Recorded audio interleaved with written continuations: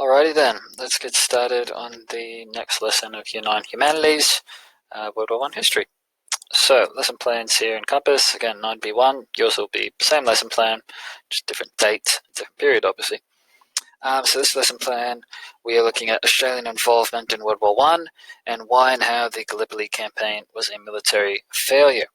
Success criteria is to identify where the Australians fought in World War I and summarise the main events and experiences of the Anzacs in Gallipoli.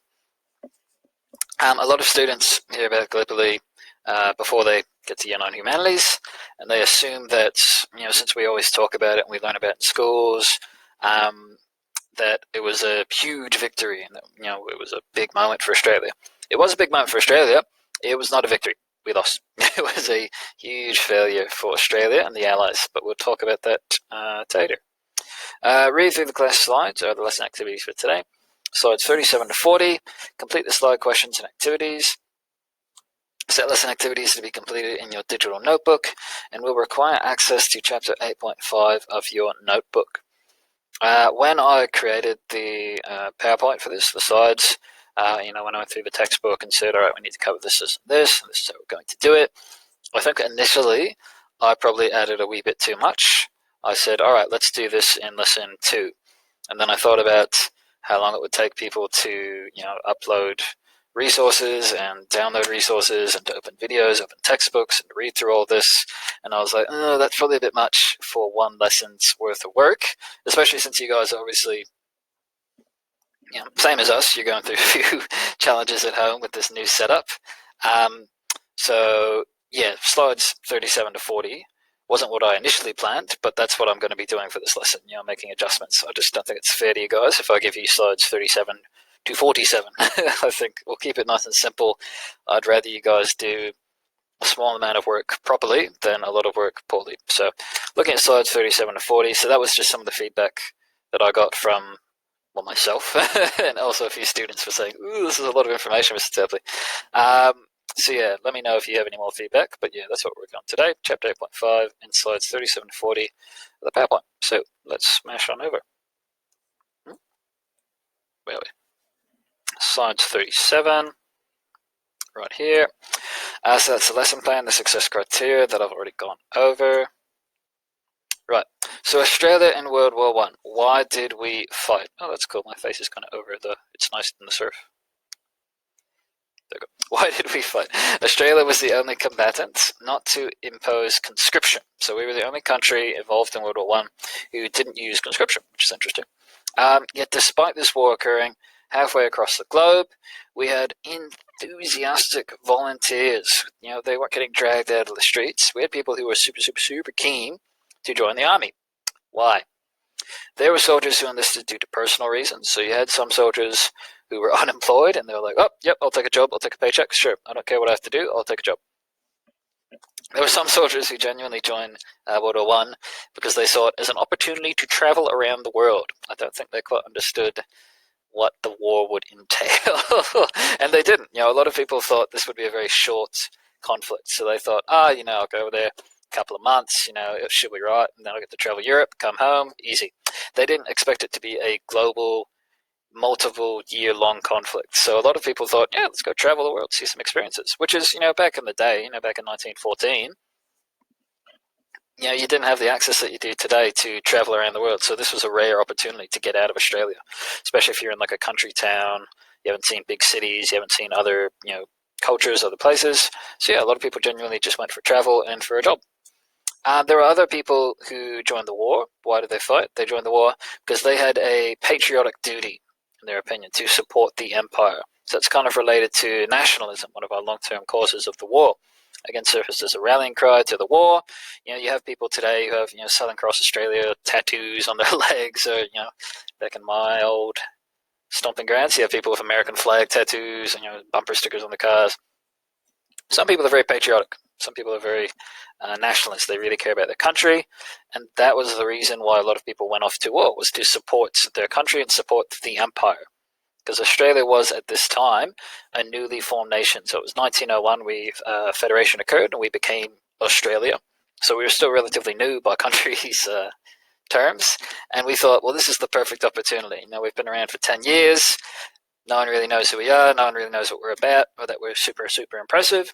So we'll go off and fight in this war and show them that Australians are legit. So Australia was a newly formed nation. This war provides us an opportunity to not only prove our worth to the motherland, to Europe, Britain, but also to prove it to the rest of the world. Like, Australia is a serious country to be taken seriously and considered as, top tier, A-list superstar country.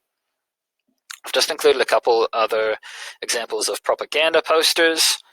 So, would you stand by while the bushfire raged? I thought that was appropriate given the year we've had. Get busy and drive the Germans back. So that was obviously an Australian one. It's nice on the surf, but what about the men in the trenches? Go and help. Again, another very Australian one. Surfing. Anyway, move my little face. There we go. So that was why we fought. Where did we fight? The Australian Imperial Force, the AIF, fought around the world on land, at sea, and in the air.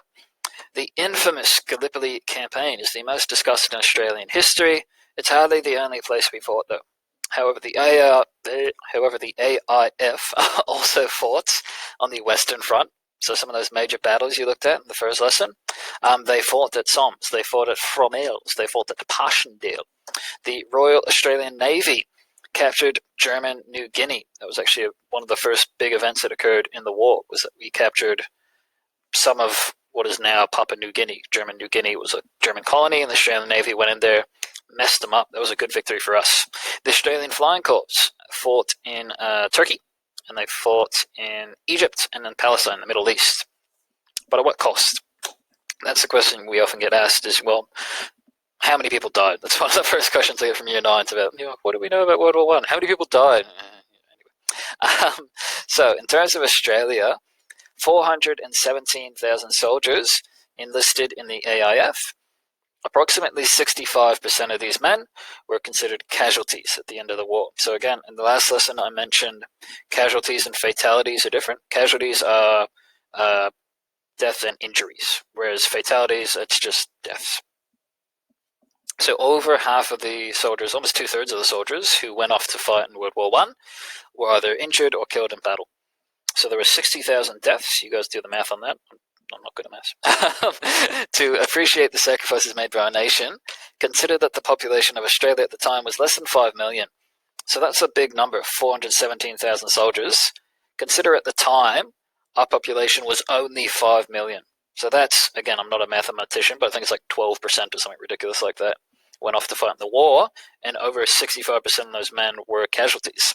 So think about, we're not going to talk about this lesson, but think about the impact that would have on society. It's essentially like the Thanos snap. Like, you go off and you look around, you're like, oh wow, 65% of the men in Australia are injured or dead. It's a huge difference on the nation, obviously. There's another little propaganda poster I've included there. Shows the connection between Britain and Australia. If my country's worth living in, it's worth fighting for. Save our empire, keep the flag flying. I thought it was a good poster. Anyway.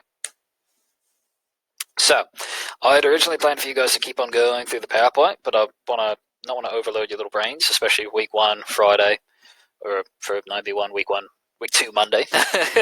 So this is where you will stop at the end of today's lesson. This is the last activity you will do. So lesson activities for today will be exercise 1 in chapter 8.5, questions 1, 3, and 5.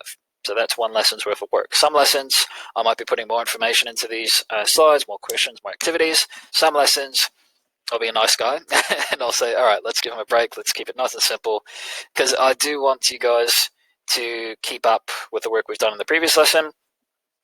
So if you finish this early, but in the previous lesson you did not finish the notes, the activities, the questions that you wanted to, or you didn't finish it to a really high standard that you think you're capable of, these easier lessons where I'm setting 3 questions worth of work, essentially, it'd be a good opportunity for you to go back at the end of the week or the start of the week in your notes and, add a bit more or fix this up or change this or what. So anyway, so I've got chapter 8.5, questions 1, 3, and 5. I've got slow internet as well because I'm at Glen Waverley. If you can't tell from the thing behind me, plus work. There we go. 8.5, Australia in the Great War. So this talks about basically what was included in the slides. It talks about why we went to war, where we went to war, where did they fight.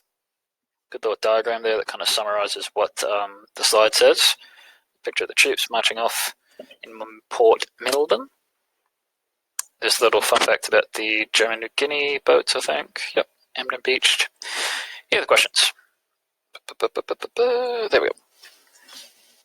So we want exercise 8.5, chapter 8.5, exercise 1, questions 1 through 5.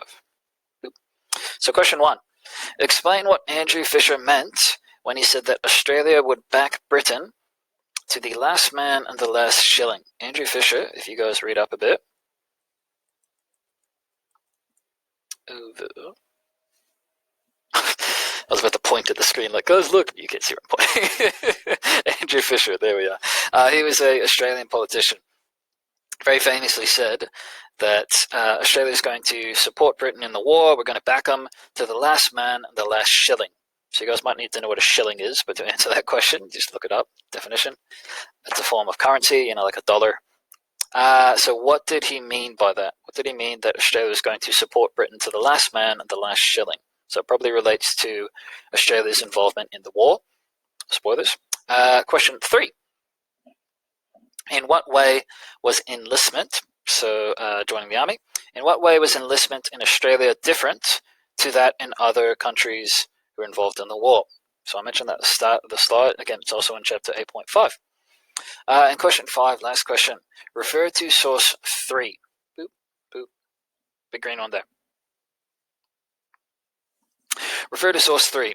Make a list of places where Australians fought during World War I and when they fought there. So I'm looking for a location. I'm looking for a date in that question there. So refer to source 3. So pretty straightforward, pretty simple lesson for us today, guys. Gives you an opportunity to take a deep breath and relax. If you finish a bit early, that's probably a good thing for you guys at this time. If you finish it a bit early, but you didn't finish the chapter 8.8 note-taking activity, or you finished the major battles in World War I during the double period I set, but you didn't finish it very well, you can go back, review your notes, add a bit extra, and let me know if you have any questions, guys, and I'll do my best to respond to those nice and quickly, either in the video or via email. Let me know if you're having trouble with your little student notebook or with Google Classrooms. On my to-do list is also adding this textbook PDF, the chapter 8, to the Google Classroom folder, just so it's all kind of in one place for you guys. You don't have to keep bouncing back and forth between Compass and Jacaranda and Google and blah, blah, blah, blah, blah. And best of luck, guys. Cheers.